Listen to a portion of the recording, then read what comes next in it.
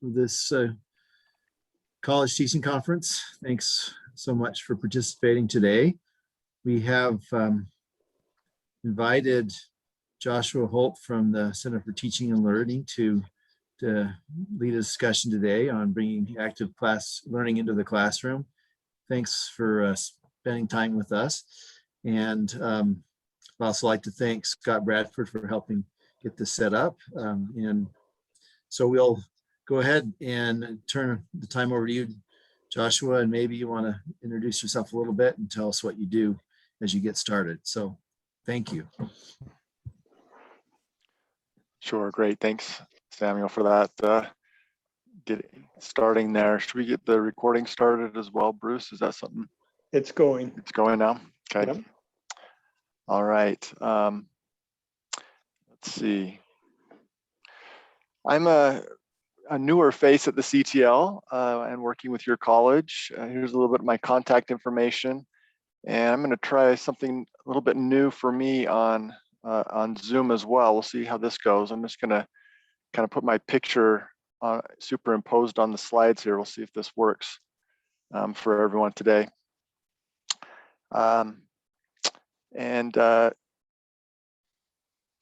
Just a little bit of a plug. I don't know if others have worked with Taylor Halverson, my predecessor before, but just a quick plug for some different ways that I'm available to work with you as faculty on a variety of different areas. Brainstorming, any ideas that have to do with teaching and learning. I'm becoming more and more competent and familiar with the different academic technologies on campus, Learning Suite, Canvas, of course, all the different plugins and parts to that as well. We've got some great tools at the CTL for getting feedback and learning about what's happening in your course as you're teaching it through these mid-course and comment classification tools. The Scott program, of course, I can facilitate some of those things there. We've got some media project. We can work on some media projects, animations, videos, photos, other things like that. But please just keep my number handy or my email, give me a call, send me a message. I'm happy to just visit with you about anything, point you in certain directions or do some research as far as figuring things out with you. Happy to do that. So a little bit of a plug there. So our topic today is a little bit about active learning. Frankly, I'm not an expert necessarily on active learning. This is a bunch of resources that I've compiled, and I'm happy to have a conversation with you individually too about your interest in active learning for your courses. But active learning generally is methodologies that engage students directly in the learning process. So these learning activities help students to do something or think about what they are doing. A little bit of metacognition. And I thought I'd just give you a couple of seconds here, 30 seconds or so, just reflect quickly on maybe some of the practices, the things you're already doing that could be considered active learning. And so I'm just going to be quiet for about 30 seconds, just do a little reflection and think about what's working and what you want to try. So.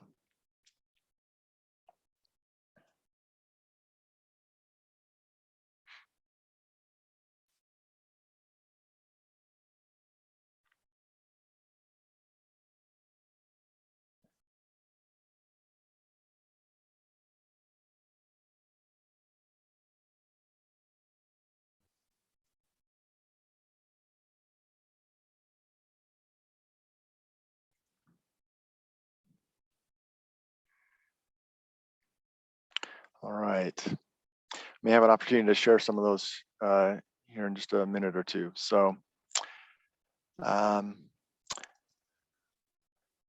what are some of the benefits to using active learning in your instruction?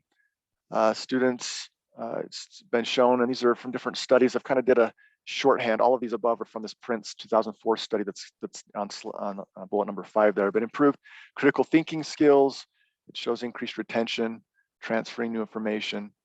Motivation for students is increased. It helps them develop and improve their interpersonal skills, working with one another, and has been shown to decrease the failure rates of students in courses. And it's effectively or very effective at promoting conceptual understanding. Learning outcomes that are geared towards understanding concepts and the way that concepts interact with one another. So lots of good benefits there. How do we get started? Well, this is something we often talk about at the CTL, but we always like to start with the course outcomes. Let's look at your learning outcomes and the learning activities that you have in your course. Let's make sure that those are first aligned, connecting those dots. And then once we have kind of a plan in place for which activity makes sense or to at least initiate or try, then we're going to make sure that the students understand why they're doing it, what's the purpose, what's the meaning of the activity, and giving them a foundation of reasoning for why you're including this type of activity. And oftentimes it's helpful to set the standard or set the stage right at the beginning of the course, from the first few days of your course. Trying something in the middle of the semester is great as well. Just let students know you're going to kind of mix things up or try something new with the concept or with an activity for that day. Explain the benefits to the students. Some of these things that I just mentioned about helping them develop some of the different learning activities, learning outcomes for the class. And then as part of your preparation as instructor, think about how the facilitation process is going to work. How do you want to introduce it as part of your class? How much time is this going to take? And I would err on the side of overestimating on time. Usually these learning activities take more time than, especially if it's a first time attempt. Give yourself plenty of time to try something out. It's always good to debrief with students, especially as you're learning a new technique. Just find out from them what worked well, how to make maybe modifications or what they'd like to try next as well, or self-evaluate from your own perspective what you think went well from the activity. And then also, consider the grading criteria. What are some of the things that you're going to be looking for or evaluating as part of grading an activity potentially? Or is this something that is preparation for a separately graded activity? So, and feel free to add questions into the chat or pause me if you want me to review something. I'm happy to do that. So the next couple of slides, I've got just a smattering, a listing of a lot of different active learning strategies. And again, I'm not an expert as necessarily on all of these, but I wanted to kind of show the breadth and the scope of different types of activities. We can pause, take a look at one of them. I'm happy to talk through them. Let me know if you've tried some of these activities before and what you have liked and what's been challenges potentially. This graph has tried to organize them based on complexity, starting simple in the bottom left-hand corner to the more complex types of learning strategies, learning approaches on the right. And not that you can't take a big bite of the elephant and start with something more complex, but oftentimes it's helpful to either build up to those or to start initially with some of the more simple approaches. Although it's helpful to just make sure that that the activity that you're doing, again, is aligned to the outcome that you're trying to do. So finding that alignment is probably more critical necessarily than the scope or the complexity here.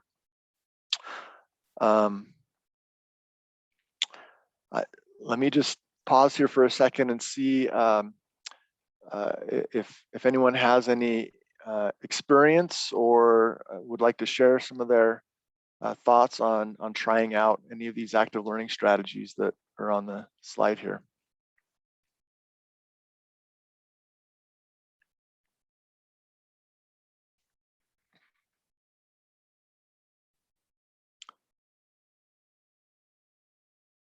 Okay, I've got a hand up from Ben. Do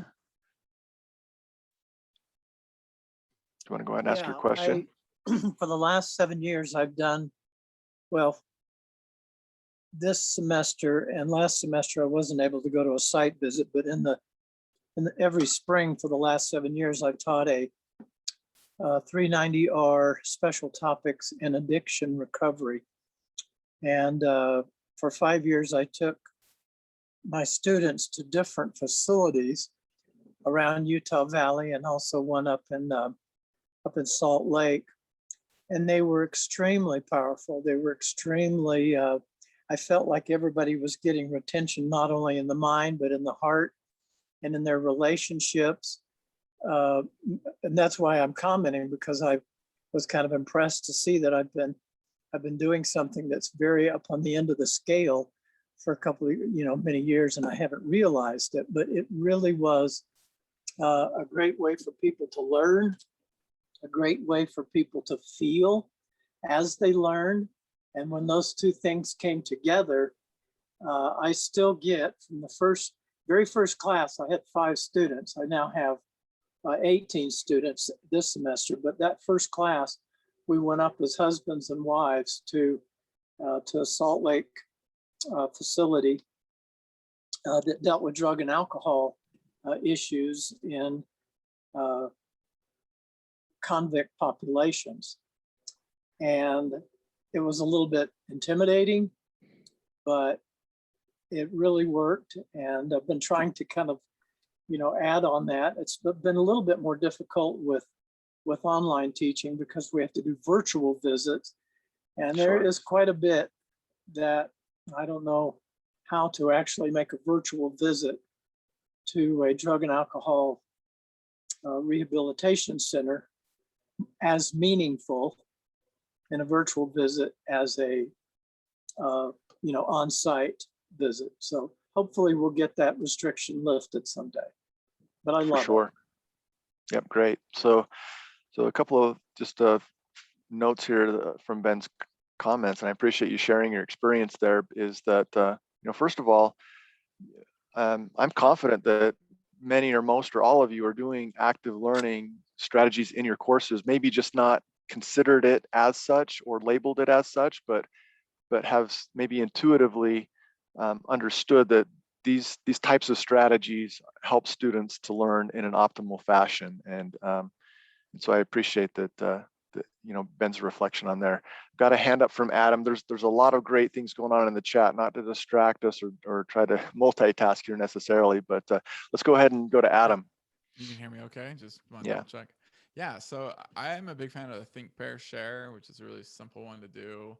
And I always often use it. I mean, it was hard to do online. I didn't really do it with teaching classes on Zoom. But for in-person classes, I almost always use it to start off discussions. And so that's just the idea where you ask the question, tell them, think about this for 30 seconds, then have them pair up with somebody, share what they thought.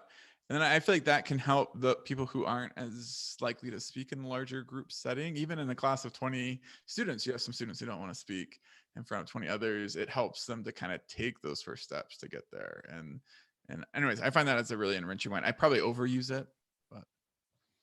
Great. Yeah. I when people ask me, what should I get started with, or which one is a great one to try out right out of the gate, think, pair, share is generally the one that I recommend. And again, Adam did a great job kind of modeling or explaining what that is, but it's a way just to build students up to a class discussion instead of maybe just throwing a discussion question to the whole class and then waiting or having that kind of evolve. It's a way for students to maybe collect their thoughts initially through thinking, having it with a partner, just sharing their ideas and kind of doing a little small group pair share, and then you go into the larger group, and maybe they've had some more time to consider what their thoughts were and how their partner was thinking about things. And so thank you, Adam, for that as well. I'm just going to pause real quickly and go through it. I'm happy to have others share their experiences as well. If you've got experiences using active learning or questions about them, please feel free. We can go into happy to involve you there. I wanted to get caught up on the chat here a little bit. Jigsaw discussion. Looks like we've had people asking what that is and explaining it. The minute papers seem to be a popular option. Several have done some minute papers, and okay, some virtual site visits through 3D. Those, considering technology and remote and teaching online is a bit of a new layer to add to active learning, certainly. And some are a little bit more easier than others. Let's see. Okay. All right.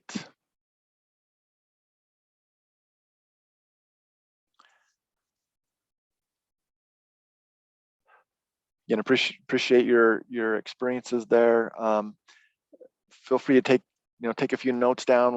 We're recording this, and I'm happy to share these slides with you to kind of take a look at later as well if we're looking for ideas. There's a lot of other ideas, just doing your own browsing quickly or whatever, or anytime give me a call, send me an email, I can brainstorm with you as well. But okay, I've got a hand up. Let's see, Kirk.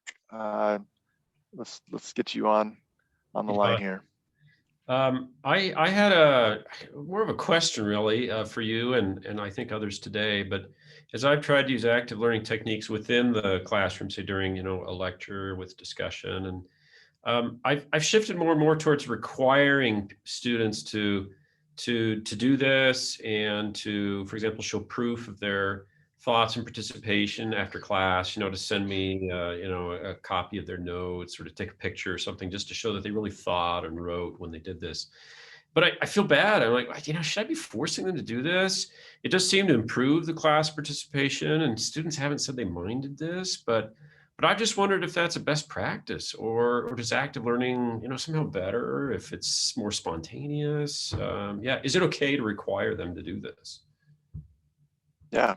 Great question. Got a couple of thoughts, but let's see. Anyone want to respond to Kirk's question from your experience about requiring, some active learning participation?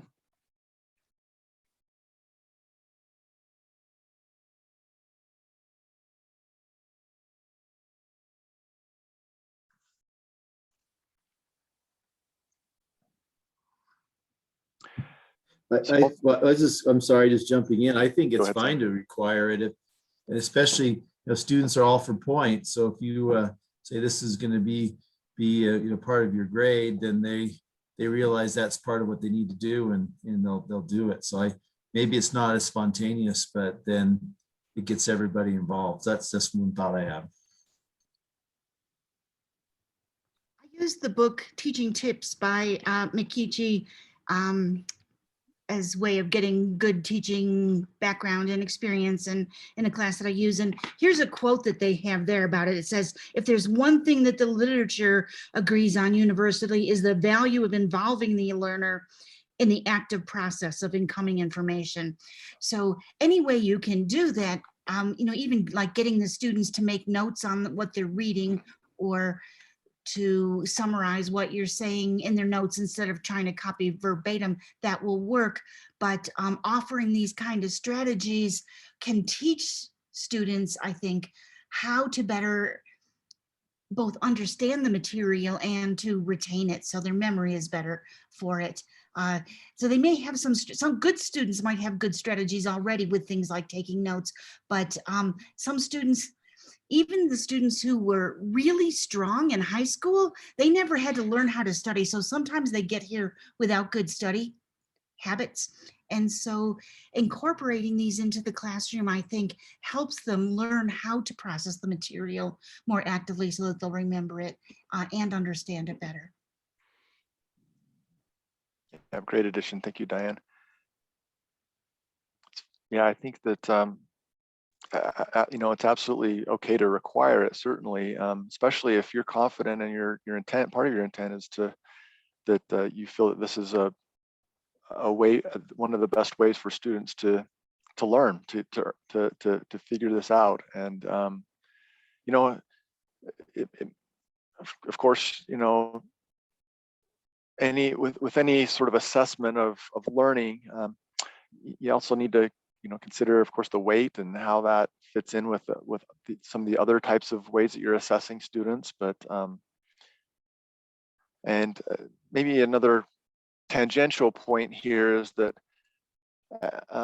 active learning sometimes is being thought of as like team-based or group-based types of learning, and those certainly play into or part of active learning. But there's a lot of active learning strategies that are individual, that are still the student themselves. You know, the minute writing activities, the minute papers, or doing some self-reflection or some self-assessment. You can kind of look up this the line here and find there's a lot of ways that students are still doing things individually. And I think a lot of times that's a bit of a stigma, maybe with active learning, is that it's just group projects, or you know, or my grades based on my group. And there probably could be some of that, especially if that's how it's designed. But it's definitely not exclusive to those types of learning strategies. So.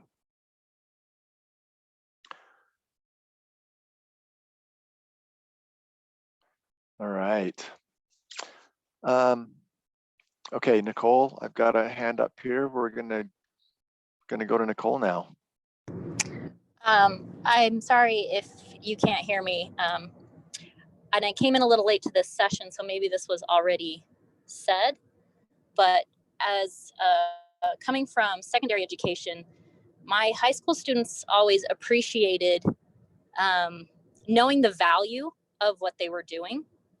And I think with college students as well, they really appreciate knowing the value of activities, information that you're providing for them. Mm-hmm. So I teach, one of the courses I teach is the basic sewing course. It is very hands-on. But when students ask me, you know, my first semester, they'd say, well, how do I need to study for the midterm? And I realized I didn't make it clear that the things that we're doing, the more you're involved in actually creating something, the more you're going to solidify these concepts. And the best way to study for the midterm is to review, like, what is it that you've actually done? So when you're talking about participating and discussing and writing and thinking and applying concepts, I think as teachers, if we could upfront explain, here is the value and here is what this will do for you in understanding, solidifying, remembering, the more you participate, the more you will understand, you will know, you will gain that perspective. Maybe you'll have more buy-in on some of these activities because you'll be able to justify there's a reason and there's value to what we're doing, and it will benefit you specifically if you participate. Yeah, great insight there, Nicole, and I appreciate you sharing how you've done that, because I'm confident that students do respond to that as well, knowing the value, the purpose of the activity, why it's included, why you're doing it this way as opposed to some other way, and as students recognize that or hear that, and then you implement that, and then have them maybe consider how that's been part of their learning process. All of those things can help them to appreciate the way that you're doing things. So thank you, Nicole. Can I jump in for 1 second? Yeah, who do we have here? Carolyn. Okay, great. Going back to when looking at like the small groups, the think, pair, share, where there's only 2, you're kind of paired off. But if you get 3 or 4, I have found quite often the shy student or the less motivated in that particular subject matter area or less understood is happy to sit back and let the rest of them do it. And yes, they're gleaning something from it, but they're not actively contributing to the information. And so Okay. if as a teacher, I want to make sure everybody actively contributes, as I put my groups of 4 or 5 and the paper they're filling out together, their notes they're scribbling, they have the big paper in between them, all of them get a different colored pencil. And I know they're assigned color. And so if there's nothing yellow or nothing red, I know the red person didn't participate. If there's nothing blue, I know the blue person was not actively involved Sure. in sharing those ideas with that group. Yeah. And again, students want to know, does this count? They tend to become very point conscious. If there's not points for this, why am I doing it? Heaven forbid we benefit ourselves for just benefit of knowledge. But I found that helps students to truly realize how much they were participating and how much input they had. And also, it also helps students realize I am taking over. I'm the green pencil and everything's green. I maybe need to back out a little bit and let somebody else do something in. So I found that worked well to help people realize how much they're doing in a group. Sure. Yep. Great. Appreciate you sharing that insight and the strategy you've used there to kind of keep track of and help students reflect on or think about their contributions and how that's important to you as the instructor, but also for them. So thank you, Carolyn. Great idea. Okay, so we're going to continue this discussion. If you've got other things you want to share, that's great. The next slide is very similar to this one in the sense that it's got a list of some other techniques and other ideas.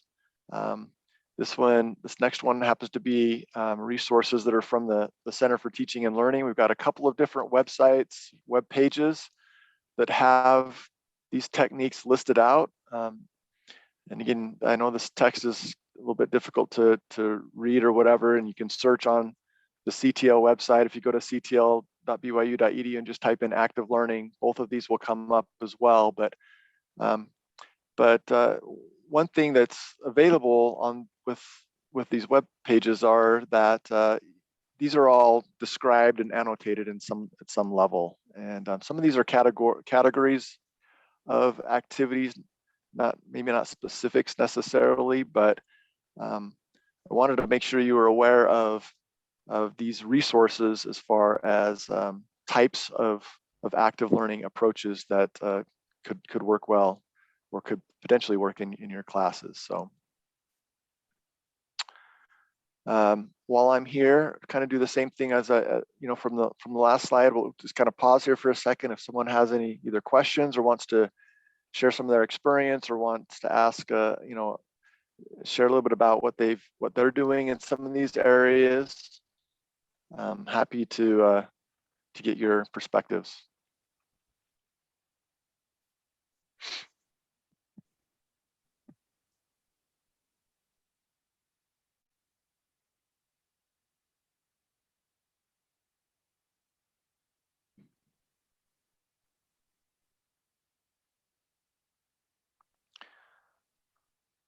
All right, we're just I'm gonna maybe go to the chat here and just ask this question to the group, and feel free to type in audio or via the chat. But how do you incorporate movement in classrooms maybe aren't typically set up easily for moving students around? How do you juggle students around? How do we include movement or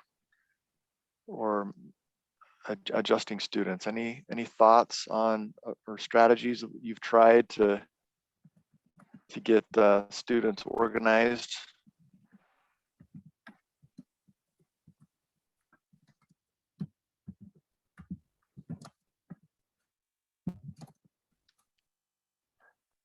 So I've got Evan's hand raised. I don't know if you're responding to the question or you have your own, but.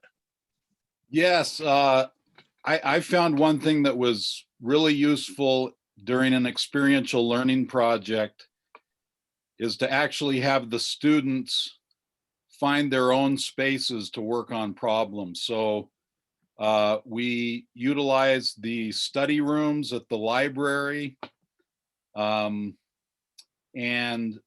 some groups met outside. But when students could make the space their own physically, they seemed to have very good experiences and take more ownership of the learning that was taking place. Yeah, it's a great addition there to that response there. I appreciate your insights, and I think there's a lot to that. Adam's got his hand up. Maybe he's got a It was on response the here. question. It was on the question about movement. I was kind of curious I guess it was Laura, I think, how she was thinking about that. Like, was it just in setting up like people in circles to talk to each other, or I was kind of curious what she had in mind.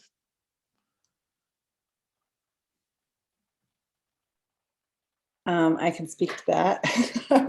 I also have had some time teaching in a secondary setting, and we focused a lot on that, moving students around a class, giving them opportunities to write on different surfaces.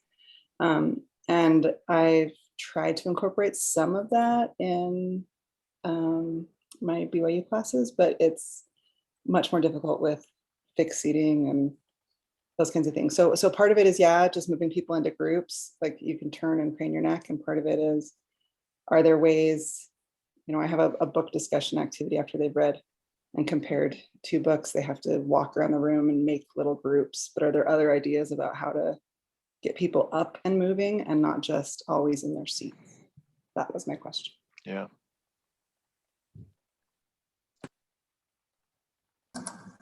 One way that I've done that is to put some categories on the whiteboard and then have people come up and fill in those things, either as a pre-knowledge test or other ways to start eliciting conversation. And then I can build on those as I deliver the material.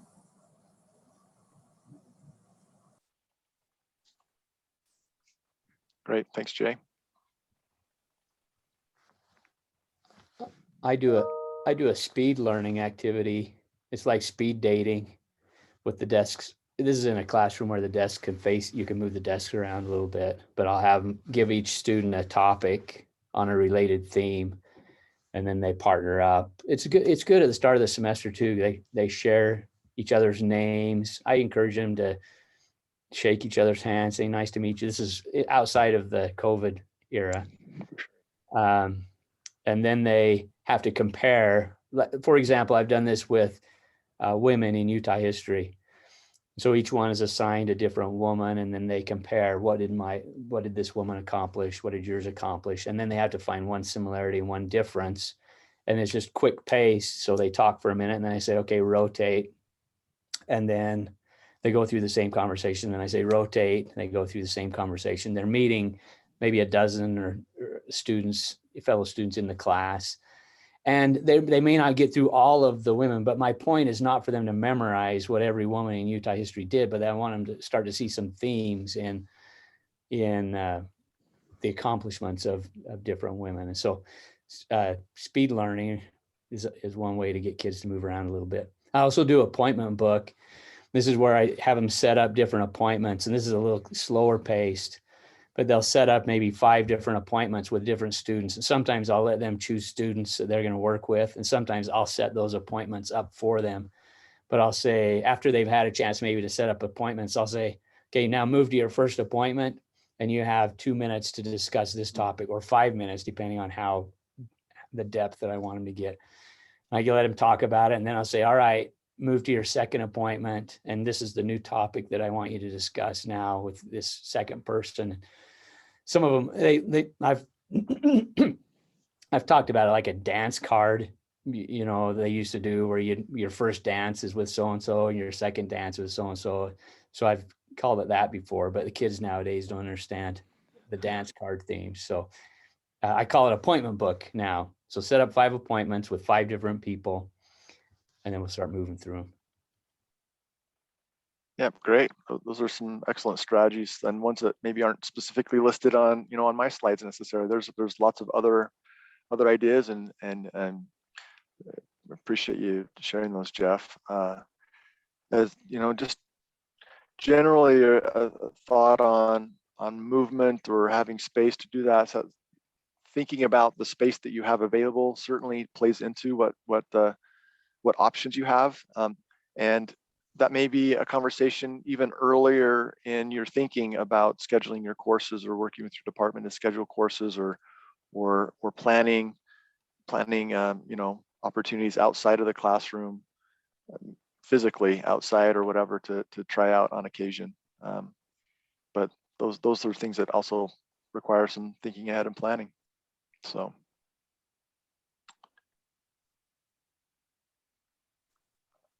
Great. Just going to do a quick pause and look in the chat, see if there's anything else here. Anyone has any other questions or wants to take a dive into one of these? Again, appreciate your insights and input.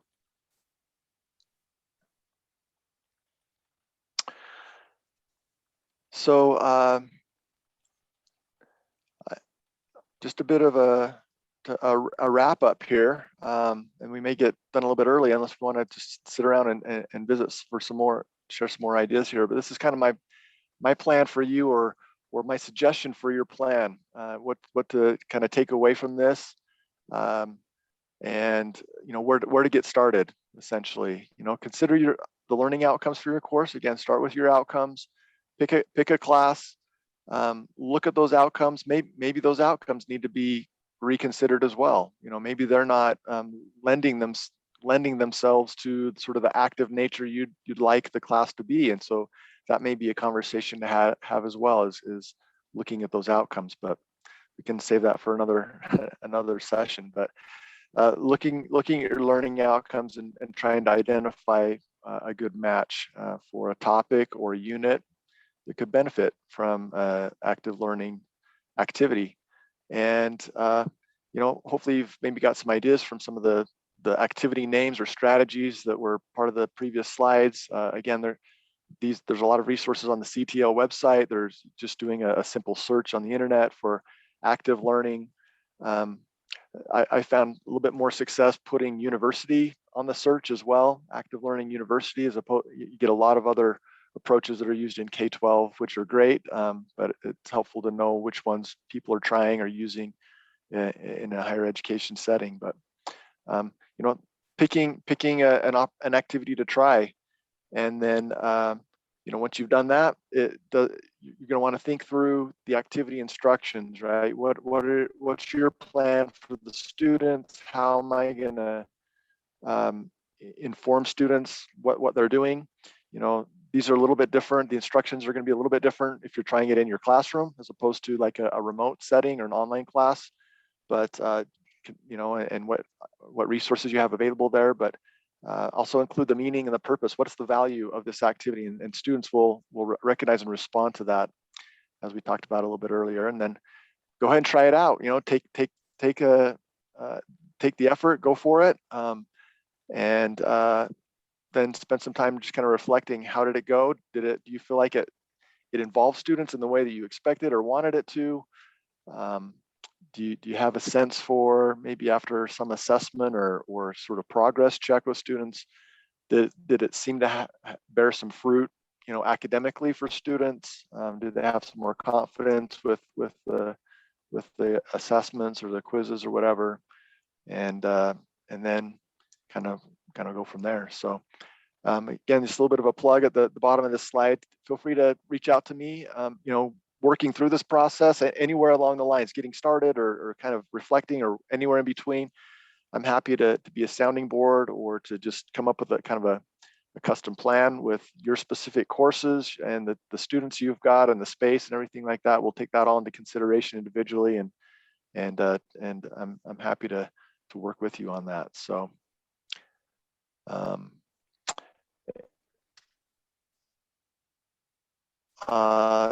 any other thoughts or input before we wrap up a little bit early here? Adam, did you have a question, another question? Okay.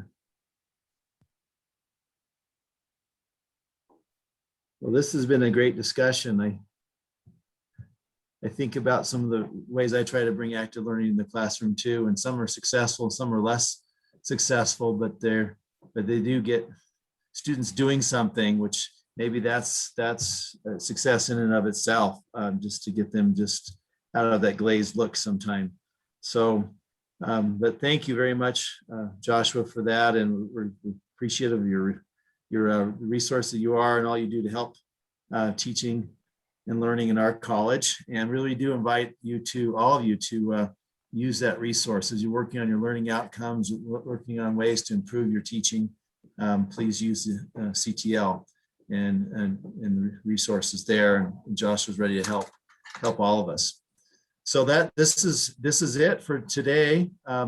Wanted to thank everyone for the participation, and you really are the cream of the crop in terms of teaching. You're spending a day of your spring with us and discussing how to improve your teaching. And that means a lot. And I hope that you feel like you are getting support you need. If you feel like you need more support in different ways, please contact me or your curriculum representative from your department to give us ideas for this next year and things that we're doing. And also want to remind you that to fill out the survey that will be coming in terms of your feedback, and also to get the funding for your research account or supplies account for those that are adjuncts. So thank you again. Thanks to the committee, the council for putting this together, and the college support, and hope that you enjoy the rest of your day and keep it up. So thanks again.